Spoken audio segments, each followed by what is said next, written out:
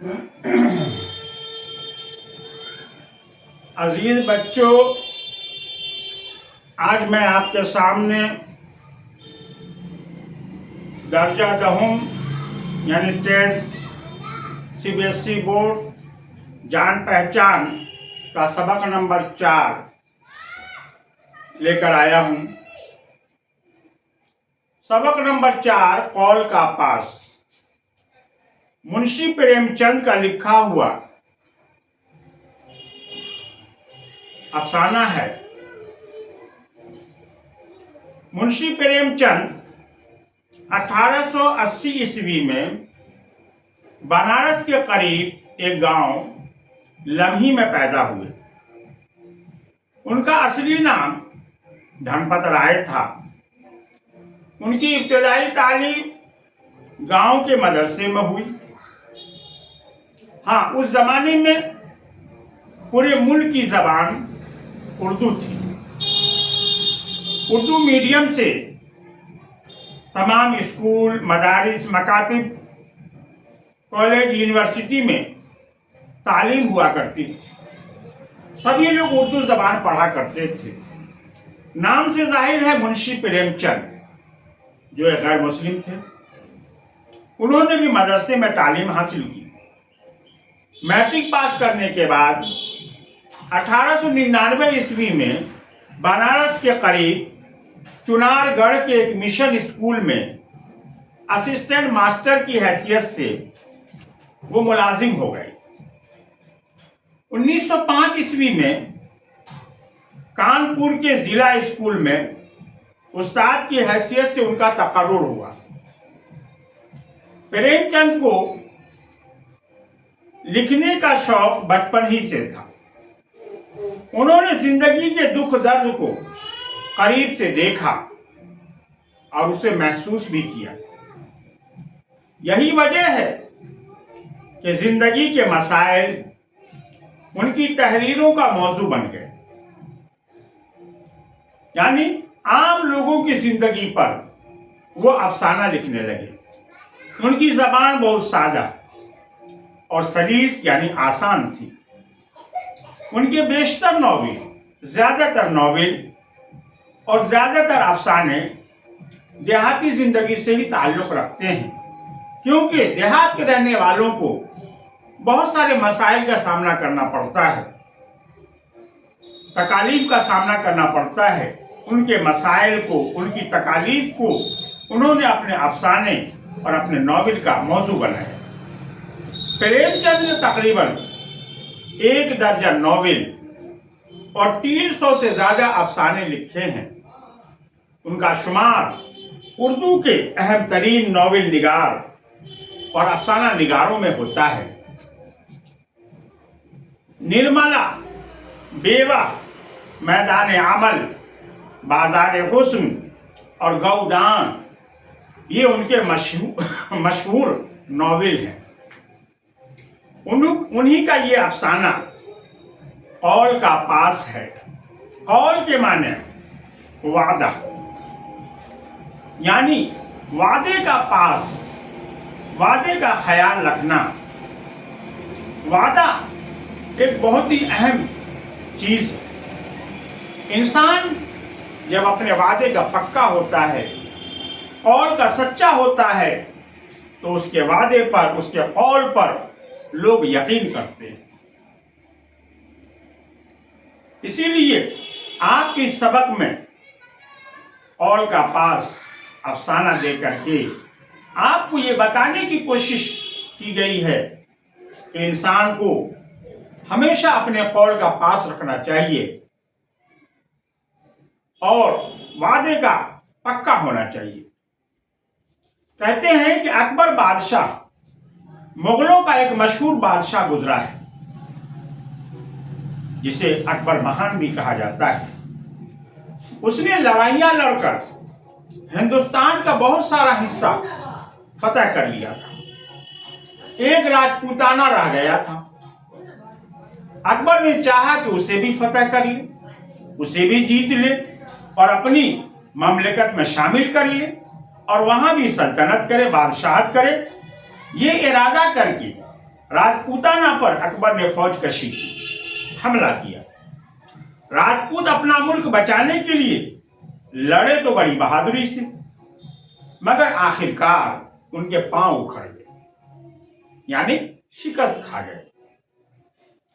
राजपूतों का सरदार राणा प्रताप सिंह अपने बाल बच्चों को लेकर किसी जंगल में जा छुपा। अपनी जान बचाने के खातिर, अकबर की फौज से अपने आप को बचाने की खातिर किसी जंगल में जाकर के छुप गए। राजपूतों का एक और सरदार था जिसका नाम रघुपत सिंह था। ये बड़ा बहादुर और जरी था, हिम्मत वाला था।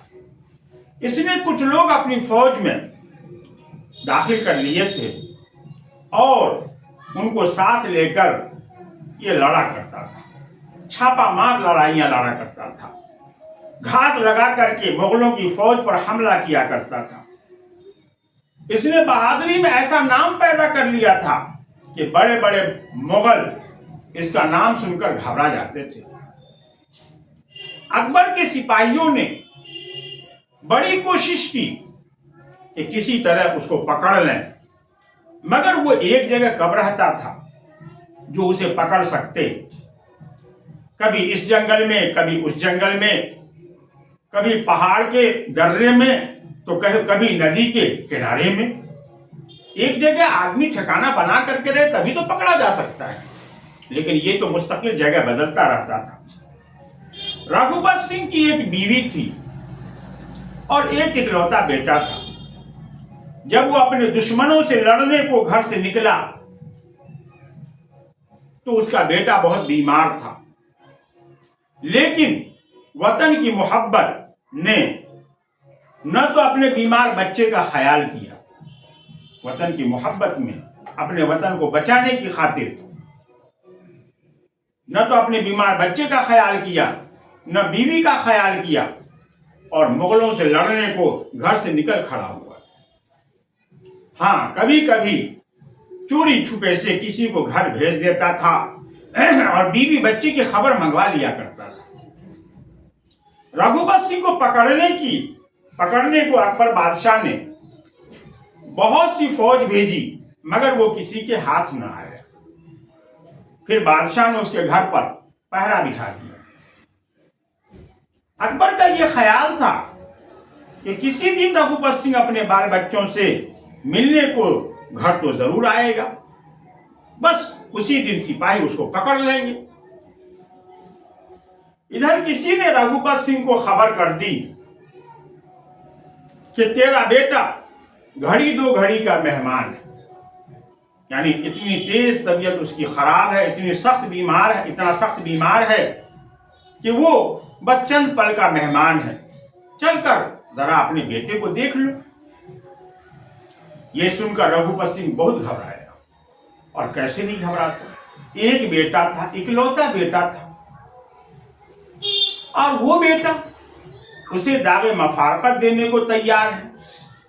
अब मरे तब मरे, झांकनी का आलम है, तो जाहिर सी बात है कि कोई भी बाप का सीना कलेजा मुंह को आएगा। रघुपत सिंह बहुत घबराया। उस वक्त सूरज डूब रहा था, शाम का वक्त था, जंगल में सफर करने का वक्त नहीं था, मगर रघुपत ने सोचा कि अगर मैंने जरा भी देर की तो शायद मैं लड़के की सूरत भी न देख सकूं, इसी वक्त चलना चाहिए। रघुपत सिंह उसी वक्त चलने को तैयार हो गया। जब रघुपत सिंह घर पहुंचा तो दरवाजे पर अकबर बादशाह के सिपाहियों में से एक पहरादार ने कहा, बादशाह का हुक्म है कि तुम जहां मिलो पकड़ लिए जाओ। रघुपत सिंह ने कहा, मेरा लड़का मर रहा है, मैं उसे देखने के लिए आया हूं, जरा देर के लिए मुझे अंदर चले जाने दो, अभी देखकर लौट आता हूं। उस वक्त जो जी चाहे कर लेना, मैं राजपूत हूं, झूठ हरगिज ना बोलूंगा। बहुत कीमती बात रघुपत सिंह ने कहा कि मैं राजपूत हूं, मैं झूठ कभी नहीं बोलूंगा। चुनांचे पहरेदार को रहम आ गया। उस पहरादार ने, पहरा वाले सिपाही ने कहा, देख आओ भैया, तेरा बेटा बीमार है, घड़ी दो घड़ी का मेहमान है, कोई बात नहीं है, जाओ देखो। जब रघुपत सिंह घर में गया तो देखा कि लड़का बेचैन हो रहा है और बीवी बेचारी फिक्र के मारे बेहाल हो रही है। जाहिर सी बात है, एक अकेली औरत, घर में बीमार बच्चा, क्या कैफियत उसकी रही होगी। जब मियाँ को वो देखी तो उसकी ढारस बंधी, उम्मीद बंधी कि अब तो कम से कम शौहर घर आ गया है, बच्चा इंशाल्लाह ठीक हो जाएगा। रघुपत सिंह ने बच्चे को प्यार किया और दवा की कुछ तदबीरें बताई। फिर अपनी बीवी से कहा, दरवाजे पर सिपाही खड़ा है, मैं उसे कहकर आया हूं कि मैं कैद होने को अभी वापस आता हूं। बीवी ने कहा, ऐसा न करो, दूसरे दरवाजे से निकल जाओ, घर के दूसरे दरवाजे भी तो हैं, इससे निकल जाओ। लेकिन रघुपत ने क्या कहा, यह मुझसे हरगिज नहीं हो सकता है, मैं कॉल दे चुका हूं ना, मैं जबान दे दिया है कि मैं अभी आप गिरफ्तार होने को आता हूं, मैं उसके खिलाफ नहीं कर सकता। ये कहकर वो दरवाजे पर आया और सिपाही से कहने लगा, लो भैया मैं आ गया, मुझे पकड़ लो, अब जहां चाहो ले चलो, अब कोई दिक्कत की बात नहीं है। सिपाही ने कहा, तुम्हें पकड़ने को मेरा जी नहीं चाहता। सिपाही बेचारा बड़ा इंसान था, वो सोचा कि एक तो इसका बेटा बीमार है और उस पर मैं इसे गिरफ्तार कर लूं तो मेरे जैसा गुनहगार कोई दूसरा हो सकता है। इसलिए उसने कहा, पकड़ने को मेरा जी नहीं चाहता है, तुम भाग जाओ। रघुपत ने कहा, बहुत बेहतर, तुमने इस वक्त मेरी मदद की है, जब तुम पर बुरा वक्त आएगा तो मैं भी तुम्हारी मदद करूंगा। ये कहकर रघुपत आगे बढ़ा और जंगल में गायब हो गया।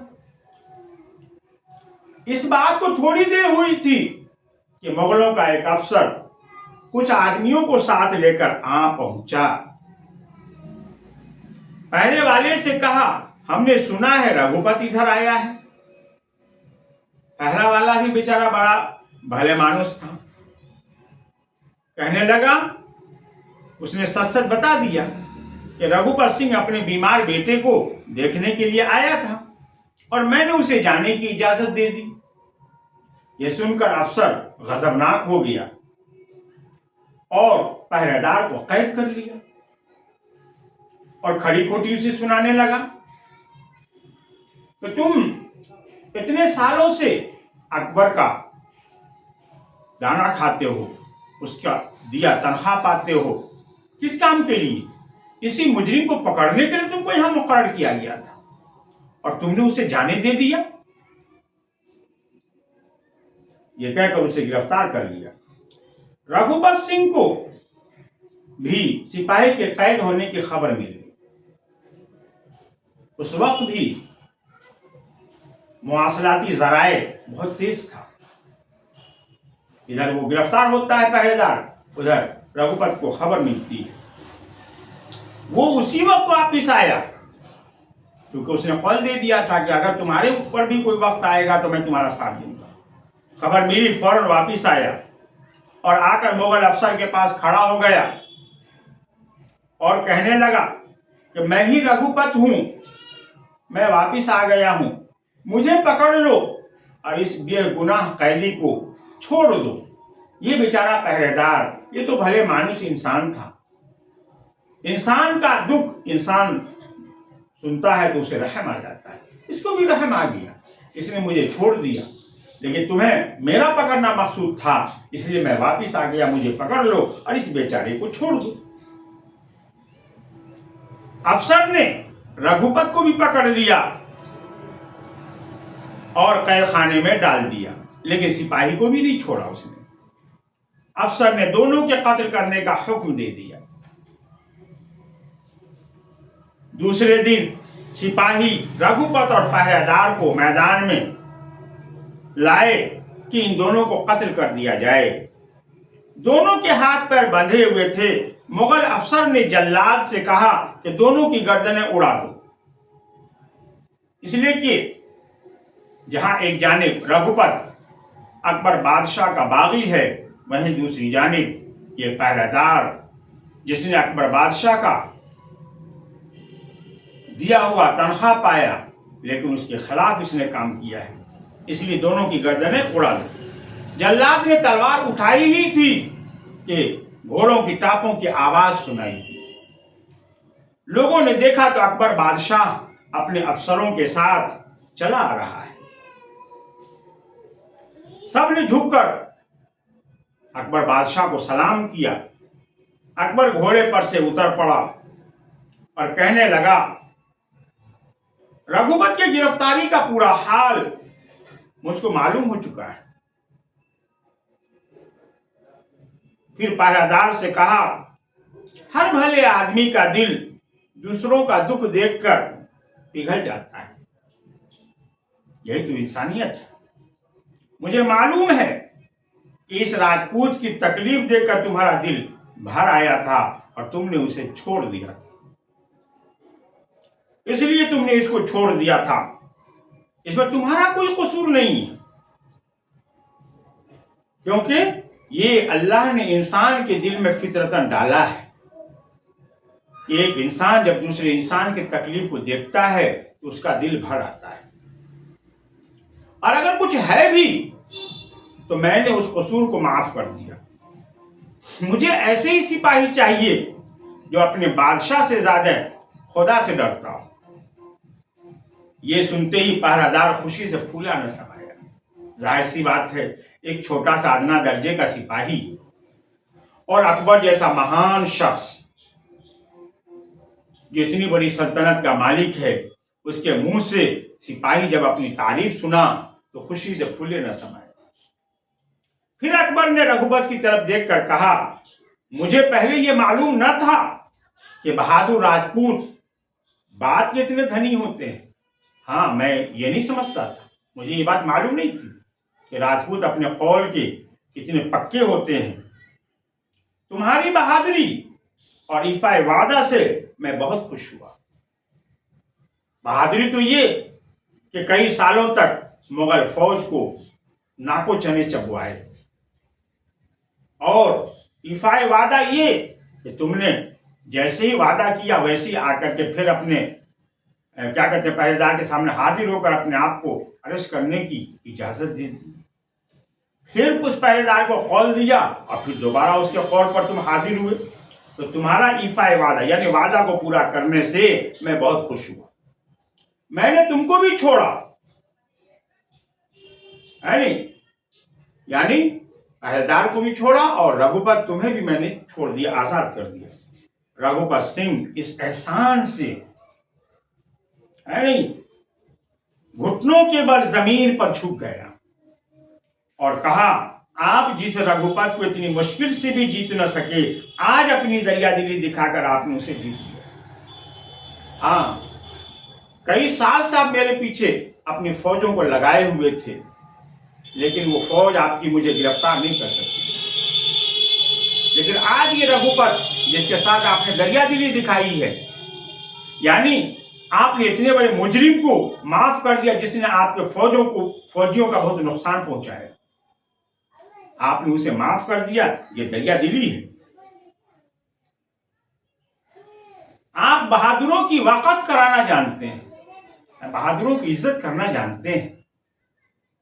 अब मैं कभी आपका दुश्मन होकर आपके खिलाफ तलवार नहीं उठाऊंगा। सच है कि जो आदमी अपने वादे के पक्के होते हैं और सच्चाई पर जमे रहते हैं और दूसरों के दुख दर्द में मदद करते हैं, तो खुदा हमेशा उनकी मदद करता है। इस सबक से यही हमें हासिल मिलता है कि इंसान को अपने वादे का पक्का होना चाहिए।